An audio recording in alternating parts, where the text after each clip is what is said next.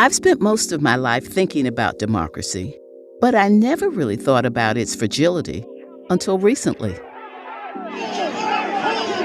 On January 6th, 2021, thousands of rioters stormed the U.S. Capitol.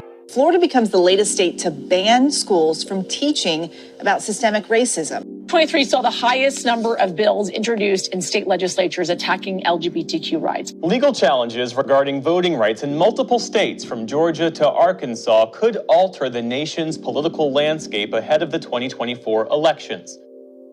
I spent years fighting for the future. As a lawyer, a community organizer, a mother, I fought for equity and racial justice.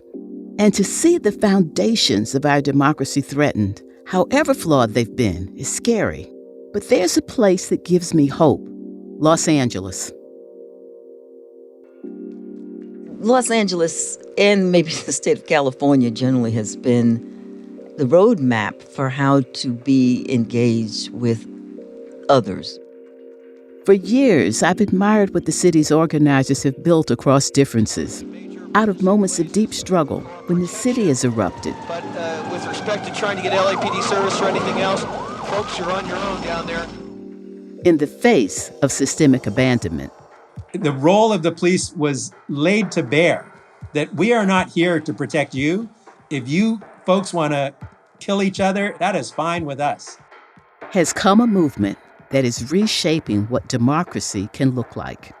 After the '92 civil unrest, organizers realized that if you have a city that is pissed off enough to burn itself to the ground, there's not just something wrong with the system, there is something wrong with you as an organizer. We needed to go multiracial, and we needed to go big. Democracy is something we have to practice every day. It's not always easy. LA Mayor Eric Garcetti is the latest political power player to say 3 city council members should resign after their racially charged comments were recorded and leaked to the media.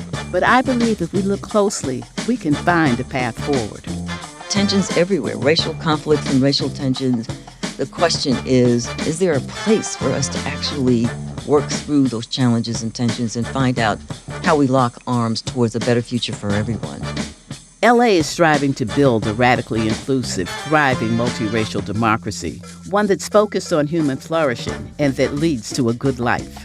What would the good life look like? The good life would mean the ability to play, live, work, thrive, eat, like any other community should have that right too.